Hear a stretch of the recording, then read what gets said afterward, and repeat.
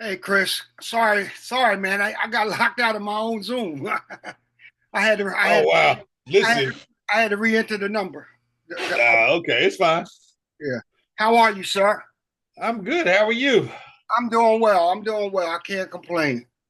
As a friend of mine said, every day without a tombstone's a milestone. And Absolutely. yeah.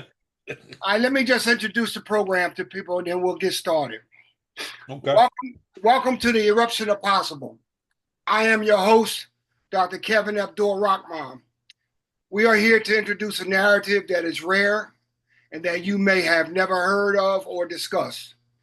Our focus is on the successfully transitioned ex offender, which is a hidden community in America because no matter how great their achievements are, once their past is revealed, they are usually judged by what they did and not who they have become.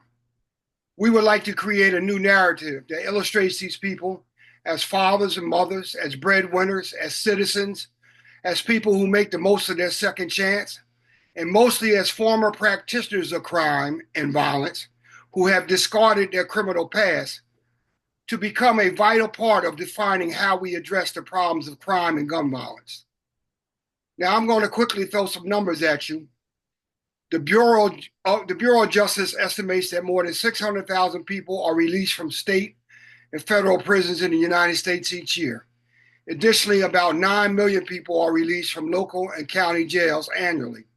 With more than 23 million ex felons in America, only 2.2 million are incarcerated. So we must be doing something right. In a study by FWD.US and Cornell University, nearly 1 in 2 American adults has an immediate family member who is currently or has previously spent time behind bars. We probably can assume that that rate in Black and Brown communities is even higher. According to a study by the RAND Corporation, 3.8% of small business owners have a criminal record. More than 1.7 million are employed by them. Within the group of business owners who have criminal histories, approximately 433,000 have a history of felonies. This is a narrative we want you to reflect on to successfully transition ex felon. Our guest today is the Reverend Dr. Cristobal M. Is it Jimenez? Do I pronounce, Jimenez, I yes. pronounce it Yes. Jimenez? Jimenez, yes. Yep, Dr. that's right. Cristobal M. Jimenez, PhD in psychology, right? Yes. Okay. Welcome to the show and welcome to this discussion, very important discussion. I remember you and I met a few years back when I sat in on a workshop you was facilitating at a meeting, and I'm glad that you could join us. And welcome to the show. And to start, let's give the audience a little brief history of your background and how you came about doing what you do. And you Okay, so and I always tell people, don't start with prison. Start before prison. What got you to prison?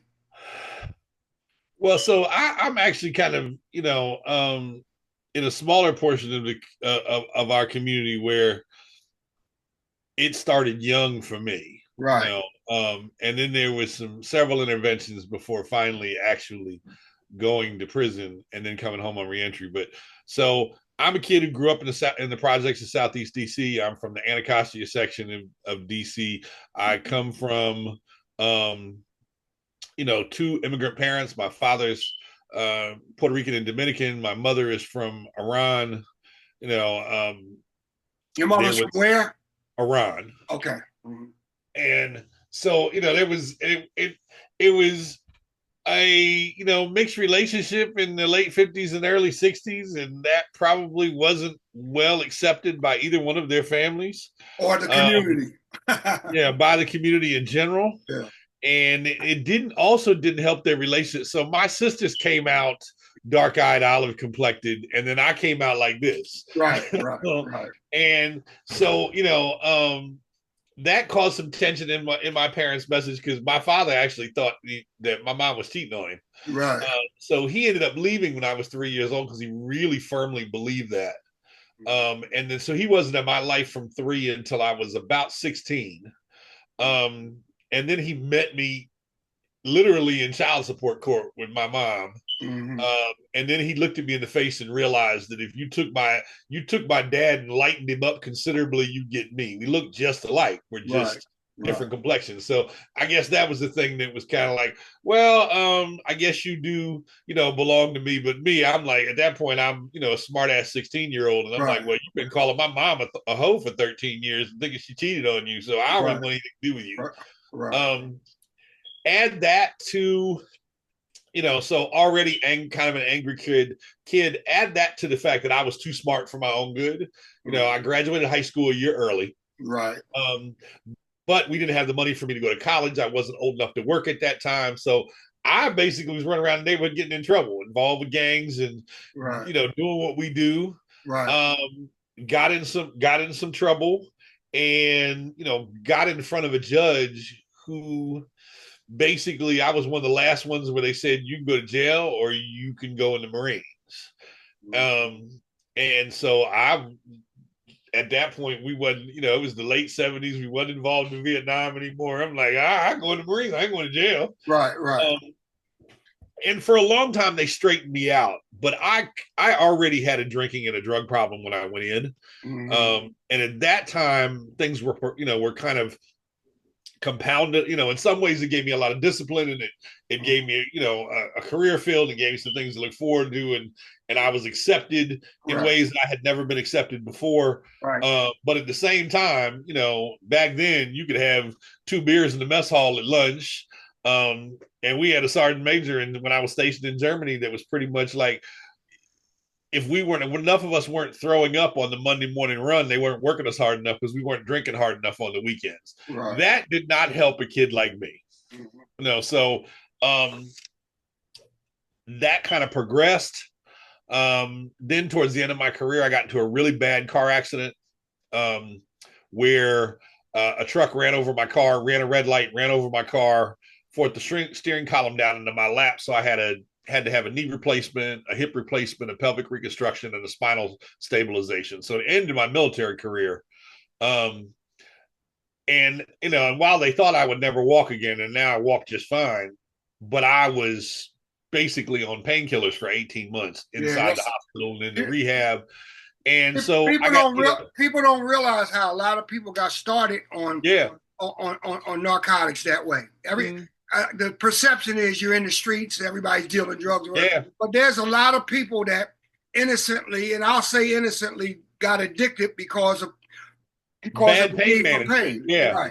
Yeah. Essentially bad pain management. And us at the time, in the mid 90s, not really understanding what opioids were and what they were really doing to people. Right. And so, I got treated with a habit. When I could no longer get the prescriptions, well, that leads one thing to another. And the next thing you know, I was dependent on heroin. Right. And I got a bright idea one day. I mean, it hadn't got to the point of like things being really bad yet, but I got this bright idea. And this is how I got in trouble. I got this bright idea that I could buy in bulk, and so I knew some folks, from the military. I knew some, because most of my career in the military was actually, ironically, it was in law enforcement. I'm a retired Marine Corps CID agent. So I knew some folks of how to get some, I got this bright idea to go down to Florida and buy in bulk. And so I went down and I bought a kilo, came back to DC, got out of the airport just fine, was walking and walked past the wrong dog. Oh, and wow. Next thing you know, I'm jammed up. And so, I got arrested. This is before they had passed the 94 crime bill, but this was before most of the implementation. So I got sentenced when there was still, a sentencing range, when they still had federal parole time, when, before they started giving everybody 1 million years for a small amount. Right. And so I ended up with 3.5 to 5 in Lorton Federal Penitentiary outside of DC. So they'd actually let me stay near home. That was nice. But 6 months after I got there, I started seeing guys coming in who had, life sentences for a quarter the amount of weight I had. Right. So that was my first exposure to really how unfair the system can really be. Right. Because at that point they were just putting people under the jail for, what was relatively a small amount of drugs, especially if it was crack. If it was, anything else, they might give you a little bit, but if it was crack, you was going to jail forever. Right. And so saw a lot of guys come in Got out, still hadn't got clean yet. Things got really bad for a few months. And it got to the point where like my wife wouldn't let me stay in the house.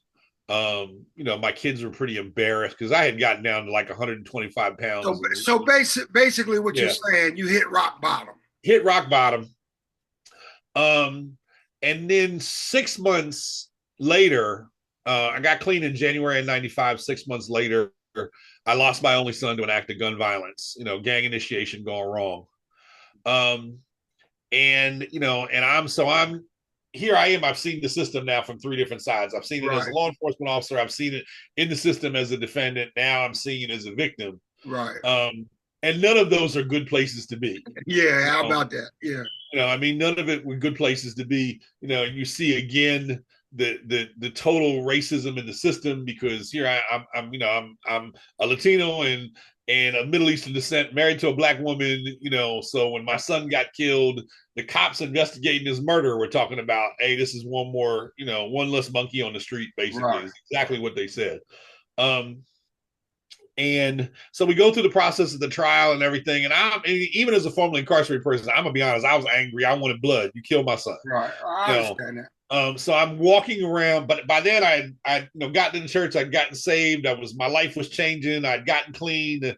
Okay. So right before you get to that, what was kind of like the define when you say you got saved and was in church?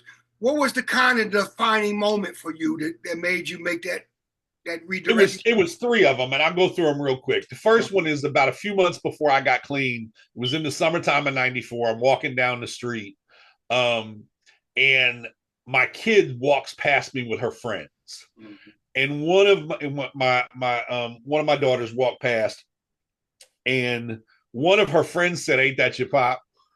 And she looked me right in the eye and was like, "That is not my pop," and kept walking. Mm-hmm. And so that was like a really feeling low moment. Yeah. The second one was actually a couple of weeks before I went to treatment. Mm-hmm. And this was like late December of '94. Mm-hmm. I went past my mom's house, and finally I'm homeless at this point. Mm-hmm. Went past my mom's house, and normally she was feeding me through the mail slot. Sometimes when you get as bad as I got, they wouldn't let you in, but this time she let me in.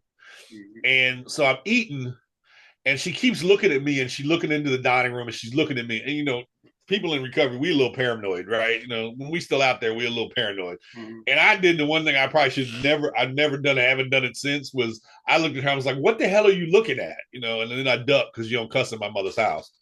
Mm-hmm. But she said, very calmly, she said, I want you to get up. I want you to go in the dining room. And in the dining room was one of back, she had one of them great big multi-pierce mirrors thing, mirror mm-hmm. things, decorative. And next to the mirror was a picture of me when I got promoted to chief warrant officer.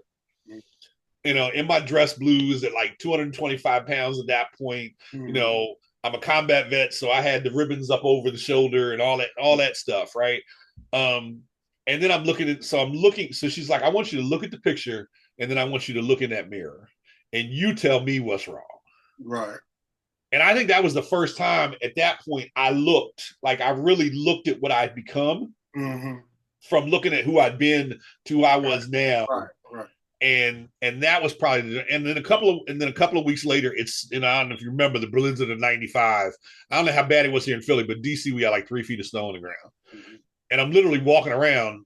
I've got no coat. I've got no real clothes. It's cold. I'm in 3 feet of snow. And so I saw the door of a church, and it appeared to be open, and it was just because I went in to just get warm. It turned out it was an NA meeting. Mm-hmm. And so, I heard some things I needed to hear, and then they introduced me to the pastor of the church afterwards, who was in recovery himself, but also was a pastor. And that was the moment I think that I surrendered my life to Christ, but also they got me into treatment. And they got me into a Salvation Army program in Anaheim, Virginia. Well, something you just said about your mom, right? Yeah. What your mom did actually is the eruption of possible in reverse.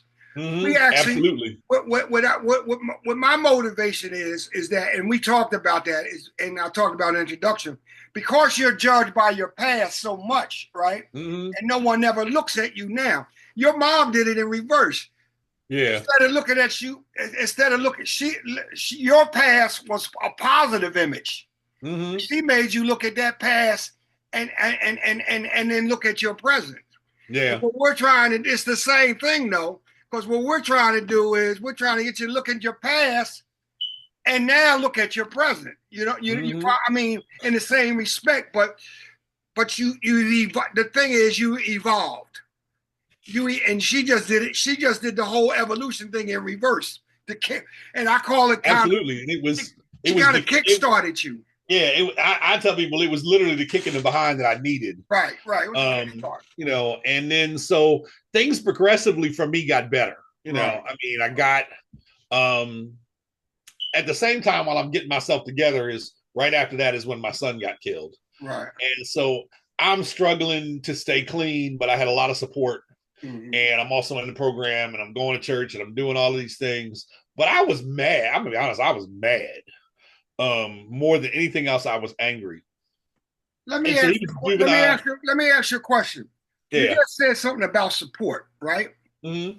One of the questions I had for you is there a correlation between recidivism and support from family and community? Meaning that the more support you got, the less chance you got of returning. Is there a correlation there? I think absolutely, it's 100%. And as somebody who's worked in reentry for a long time, you know, we always talk about the top, you know, needs of reentry, right? And you know, and we always talk about jobs and housing and education and that kind of stuff. Mm-hmm. I personally don't believe that. I think the top two issues for reentry and staying home is two things. It is one, how you think, mm-hmm. and two, who you hang with. Who is your support? Right. And so if you've got a group of people around you that are just tearing you back down, if it's like, you know, if it's like crabs jumping out of a barrel, you know, as one climbs out, the other ones are trying to pull them off. If that's what you got, mm-hmm. then you're going to continue. If your thinking doesn't change and who you hang with doesn't change, mm-hmm. and who your support system is, you're going to have a problem. But if you've got the right level of support, and of course I found it, you know, in my family, I found it, and I had a couple of family members who had also been to prison who had transitioned successfully, and right. So they were a big part of like, we're gonna help you get your life together, right? You know, after they helped me over my better than mentality, because I thought it would never happen to me, right? You know, I had that. I'm a cop; it ain't never gonna happen to me, mm-hmm. You know. Even though they saw my life going to the toilet long before it actually did. Mm-hmm. But so I had that support. I had the support from people in the, you know, in recovery, because there was a lot of, not only was it a lot of people in there, you know, staying clean, but it was a lot of folks who had been through the prison system too. Mm-hmm. So I had that level of support. And then, you know, as also from the faith community I was in, which was kind of unique then, because at that time there was a lot, you know, at that time a lot of faith communities were like kind of shunning us, mm-hmm. as returning citizens. They really want you to talk about it. They really want you to. But I came from, you know, the like I said, the church that I ended up joining at the time had an NA meeting in it. It had, the pastor had been in recovery, like people on the staff had been to prison, so it was a little different then. And you know, so I had that level of support, and that really, you know, that really helped me in a lot of ways. And they were there for me the night that I found out my son was killed. And so we went through the process, and I only tell you about, you know, how the second chances tends to touch other people too. Mm-hmm. You know, so the young man that killed my son was 12 years old. Wow. You know, again, and my son was 14. It was like a gang initiation thing gone wrong. You know, they were supposed to jump this kid in. My previous guest was a juvenile lifer. Yeah. Yeah. But he actually, in DC at that time, we weren't in DC at that time, they were not trying young kids that young as adults. So he was actually tried in the juvenile system. Okay. And so he ended up going to going to a facility till he was 21. Mm-hmm. But what I didn't know about the system at the time is in DC, they didn't have enough space for, kids that commit, kids that are in the system. Right. So they were shipping them out to other states. Right. And so 3 years later, I get asked. At this time, I'm in ministry. I'm licensed. I'm newly ordained as a minister. Mm-hmm. I get asked to come and preach at a youth facility all the way out in like Hagerstown, Maryland area, mm-hmm. right? And so I don't think anything of it because I don't know they ship these kids all over the place, right? Mm-hmm. And so we get there, have the service. They don't call them guards in youth facility; they call them counselors. But we're up on the stage. They got a line of them mm-hmm. around the stage, and the kids are sitting in chairs in the audience. And so we start the service, and I keep noticing this kid is looking at me, right? Like really intently. And, kids change a lot between 12 and 15. Right, right. And, of course, if you're incarcerated, that's going to be even more of a change. So it took me a while to recognize that this is the kid that killed my son. Mm-hmm. And it was about halfway through my sermon when I realized it. And I'm like in my head now that I realized it, I'm now like, I don't want to say F the church, but, I'm like, I'm plotting how I'm gonna get through this, how I'm gonna get through this line of guards, right. How I'm gonna get to this kid, Right. But something tapped me on my shoulder and said, this is not what I brought you here for. Right. And started to show me some things that had me taking responsibility in ways that I'd never taken one for. Right. And what he brought to my attention was a couple of things. What he brought to my attention was, one, my son was in the position he was in because I was messing up and I wasn't there as a father. Right. So I needed to take responsibility. The fact that either between being gone, in combat deployments or being in prison or just generally gone because I'm struggling with my own addiction, that I'm not there for him. And that's a very important point about the image we project to the outside world. Whatever. Yeah. I had an incident when I was incarcerated. My ex-wife came to visit me, and my son was 3 years old when I left. Right, he was mm-hmm. 13 when I came home. But anyway, she told me my son thought I was in law enforcement. You know why he thought I was in law enforcement? Because every day I wore a shoulder holster. So when every day before I went out, I put it on my shoulder holster as when I was going out to do my thing. You know what I mean? Yeah. So he associated that shoulder holster with law enforcement. Yeah, because remember, that's what they all used to wear on the cop shows. Right. And I was like, damn, did I put that in his head? You know what I mean? That I was so nonchalant about it that my son saw me put a gun in, put a shoulder holster and a gun in my chest, before I went home, under my coat before I went outside every day. It was it kind of right. You're talking about accountability. I was like, damn, you know what I mean? So I understand where you're coming from with that. So, so that, and then he reminded me that what I had forgotten through the whole trial was that I grew up with this kid's father. Okay. And the kid's father was doing life. Right. And, so like neither one of our kids really had a chance, had a chance. And the one thing that God really tapped me, and it was probably the hardest thing that I've ever had to do, was God was like, your son's gone. I've got him. This kid's father is essentially gone because he's doing life. Right. Like, I need you to build a relationship. And I was like, God, you lost your mind. You think I'm gonna build a relationship with the kid to pull the trigger? Right. But he was like, I need you to forgive him first for you. Because you're walking around with all this anger and all this resentment, and grief is fine and all that stuff, but you've got to get rid of the anger and the resentment. Because if you don't get rid of the anger and the resentment, it's going to continue to eat you up inside. And so I literally, and you're not even supposed to, and the thing is, in these facilities, like, you're not supposed to step off that stage. Right. But so what I'm thinking is, what I'm saying, I must have somehow said some of this, what was going on in my head over the mic. Right. And literally the guards parted. And I was able to step down off the stage and walk up to the kid and be like, I know you, I know who you are, and I know you know who I am. And I just want you to know that I forgive you. Right. And the minute I did that, like, some stuff just broke open for me and for him. He stood up, and I actually hugged him, and he just started bawling like a little baby. Right. And then I started balling. Mm-hmm. And so we started actually building a relationship, what we would now call like restorative justice, but Right. building a relationship.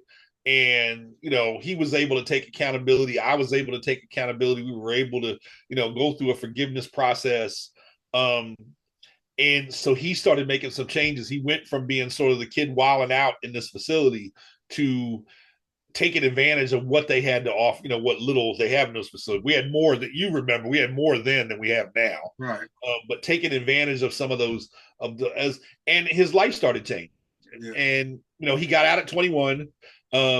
He never went back. Has never been in any more trouble. Went to schools, has a master's degree now, is has a family, is a deacon in his church.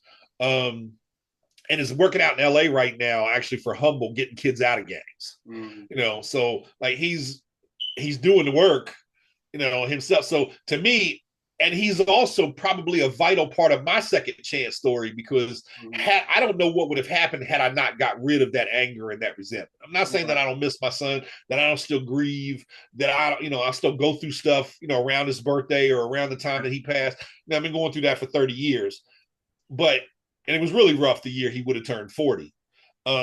But so I'm not saying that doesn't happen, but I'm saying just getting rid of the anger because if I'd have held on to that, I might have gone back. I might have done something else dumb and been sitting back in incarceration again. Well. The thing about it is, or worse. The thing about it is what we all go through. That's why I always talk about a defining moment, right? Mm-hmm.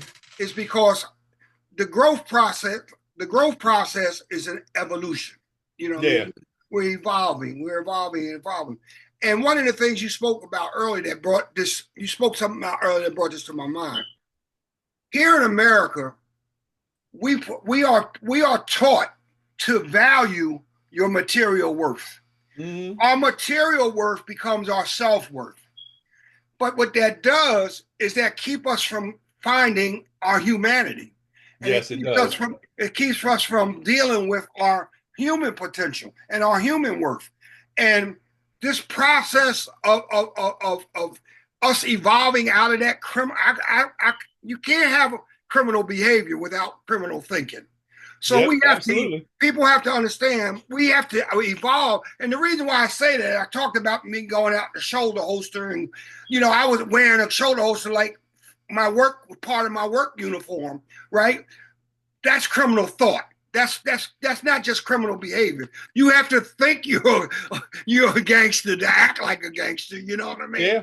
So we one of the things people don't understand, and why I always talk about the eruption of possible, because when you get to that point from understanding that you are more than your material worth, that you're much more than that, the possibilities of what you achieve are unlimited. So, but what happens is when you discover self, there's an eruption of possible within inside you. You didn't know where. I tell people all the time, I never thought about having a doctor's degree, working at a academic institution and whatever. All I knew when I got out of jail was what I wasn't going to do. I wasn't going back. But because I made up that decision, there was an eruption of possible, and anything became possible. And the same thing in your case. Now, you became. I looked at your bio, and you have done a lot of things. So, but I want to narrow it down to your advocacy chair of the Philadelphia Reentry Coalition. Yes. Help us understand what the purpose of that is, and help us understand what somebody that. Two things I want to talk about, because one of them we talked about on the phone. Mm-hmm. But what an individual goes through when they do reenter. Well, and that's the point. I mean, what we're talking about, the point of being an advocacy of doing advocacy work for us in reentry is about reducing those 47,000 barriers to someone having a successful reentry. Right. You and I entered at a very different time than what these guys go through now.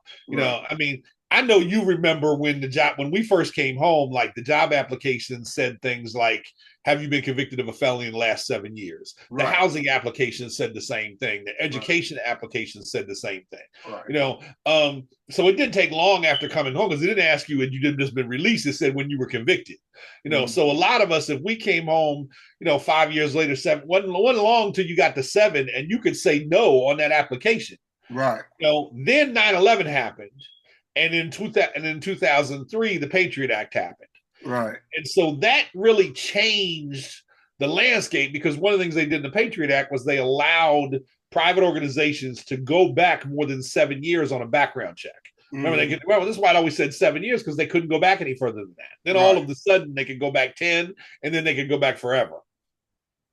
And so that changed the landscape for a lot of us who had been home a while and started building, because now we got to, we looking for a job and we got to talk about have you ever, know. And so things became a lot. So I actually was like a lot, I'm gonna be honest, I was like a lot of returning citizens to, when I came home, a lot of us, when we came home and we kind of just disappeared back into society, because of that. Have you been the last 7 years? When it became have you ever, all of a sudden now all this stuff that we didn't think applied to us now applies to us. Right. And so I started seeing the depth of what folks were really struggling with in those 47,000 barriers. Speak on that. Those barriers don't, and I hate to say this, like the reason I do the advocacy work is because those barriers don't care anything about me being a pastor. They don't care anything about this doctorate degree. They don't care anything about, having run a nonprofit, owned a business. They don't care about, how much work I've done on Capitol Hill or anything. I get pulled over by the right cop, or I get, or the right bank decides to do, decides not to give me. It's my house is in my wife's name. What are the 47 barriers? Well, most of them are barriers to housing, education. You've got employers that their bonding insurance doesn't allow them to hire returning citizens, so they can't. You've got same thing in housing opportunities. People don't want to sell to returning citizens, or banks want to give you a much higher interest rate, because you're a risk. Anybody that's doing a risk assessment thinks that we're a risk. So, and then those barriers come into, some people depending on their offenses, can't volunteer at their kids' schools. I can't go on a field trip with my, with this part, all of that kind of stuff, all of that across the board is, are all different barriers. And I've had, churches that, that wanted to hire me to pastor them, and then they found out I had a criminal record and it was like, nope, sorry. That kind of stuff. So all of those barriers across, society, from every facet of society. And then we put all these barriers in place, and then we telling returning citizens, oh, we want you to live right. And Chris, something you brought to my attention the other day that I was aware of, but really wasn't focused on, was this impacts people who never been to jail that got a felony conviction. Uh-oh, what happened?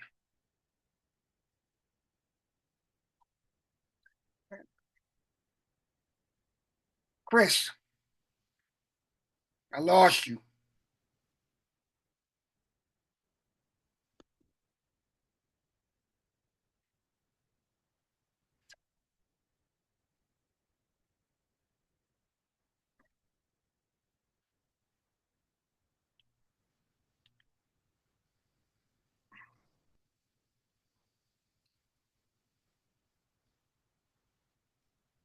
Sorry about that. My whole computer just shut down. Oh, that was on your end. I was wondering whether it was my end. No, it was my end. My knee bumped my computer, and it just turned it off. Okay.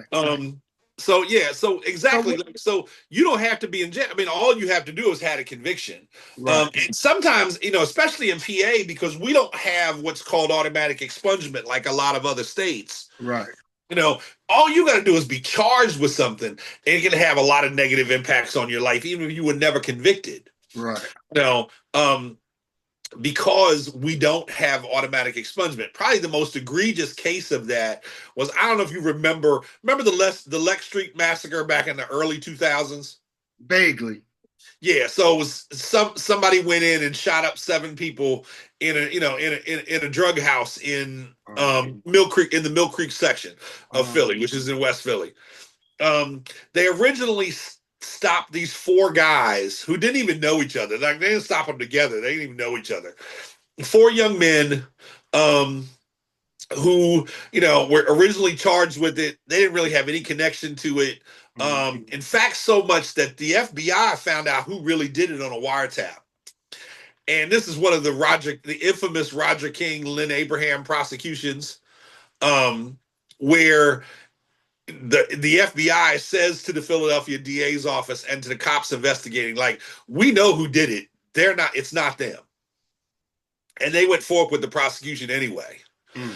And it wasn't until Tom Corbin, the former governor who was the U.S. attorney for Philadelphia at the time, walked into the courtroom and like opened, because he met with Len Abraham prior to, the FBI told the cops, and the FBI and the prosecutors told the Philadelphia DA's office, and then finally Tom Corbin meets with Len Abraham, and they're still going forward with this prosecution, like that, and acting like they don't know.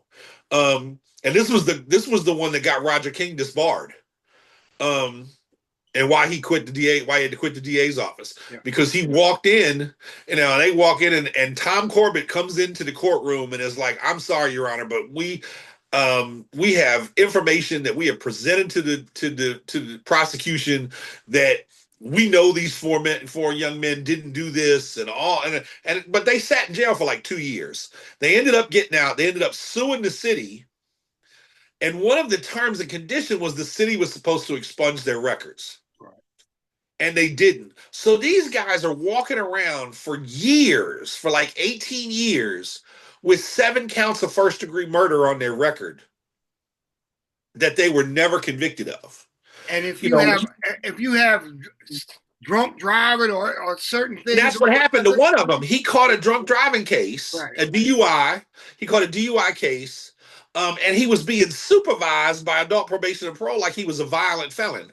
And he'd never been convicted of anything but the DUI charge. And then when people look at your record, look at you on paper, so you're judged by that. Every time they got it, and they didn't get enough money to live on it for the rest of their lives. So every time they applied for a job, for housing, for whatever, right. They're, and of course, nobody remembers this time, years go by, nobody really remembers the case. Right. And we were able to hook them up and get their records expunged.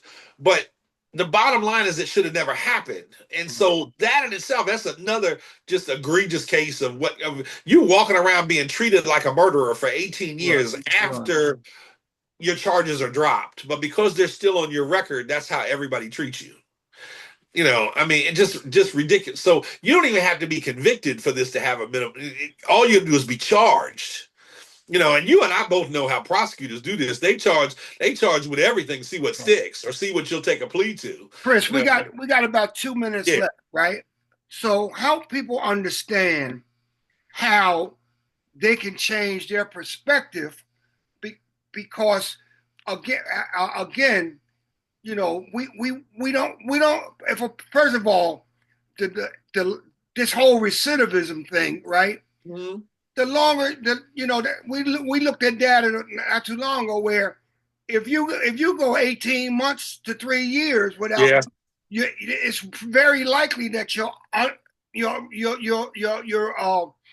be rearrested and stuff. So in the last minute and a half, talk about that. Well, so here's the thing. What we do know is. Oh, by the way, if we get cut off, thank you, man. All right. No problem. I would say really the issue more than anything else is, what we need to do is create opportunities for people to re-enter, to come back to society and have a fair shot. It's just that simple. Like we can't keep putting barriers in place and making so. We're the only country in the world where what you do follows you forever. Right. Most other countries that are developed, you do your time, you complete your sentence, you're treated like you're back in society all over again. I mean, you got to explain some holes in your resume and stuff like that, but it's not a constant thing where we're tailing you forever, or we have these really long parole where you're under supervision forever, and then you're nobody wants to give you a job, nobody wants to give you a place to live, all that kind of stuff. Chris, we're gonna have to end on that. Yeah. Right. But so we got to get rid of those barriers, basically. I need to have you back because we haven't cracked the surface of absolutely some of the things you and I even talked about on the phone. So I would definitely like to have you back. All right. We can make that happen. All right. I appreciate it, man. And I'll be in touch. All right. All right. Thanks, Kevin. Have a great day. And we'll be